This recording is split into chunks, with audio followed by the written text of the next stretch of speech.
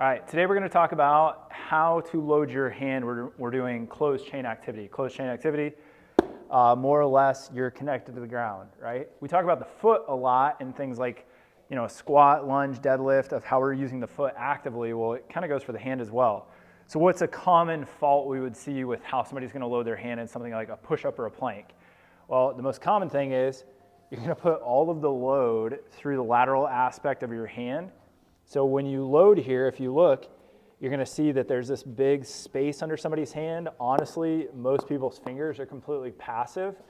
So you can imagine how much force is being directed through this area, which if you're a chiropractor, man, you are good at using that area. But if we're going to be a fitnesser, as Rich Elm may say, or we're going to do other things like eventually go into like a barbell position or anything where we're going to use our hand, it's not ideal to just load like this. So what's the option? Well, first we want to think, if I'm going to orient my hand for something like a push-up, your third digit of your middle finger is your true north. So that's going to be the thing that points straight forward. From there, we're going to splay our fingers as wide as we can, and we're going to, if we were in sand, we would make a perfect handprint. So all parts of our hand are evenly pressed into the floor, the carpet, whatever we're working on. Now from here, we have to engage the fingers.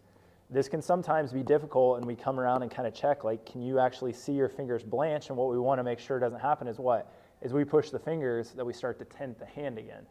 So a lot of times we'll give the cue of, you have a quarter right here under this fleshy part of your hand, and we're going to press that into the floor. So we've got true north of the hand, or the middle finger facing forward.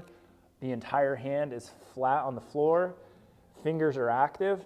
Now from here, you should be able to do most anything. What we'll see happens to people as they descend into something like a push-up is they'll go right back into that tented position. So what's that mean? You're basically just going above your stabilizing strategy threshold.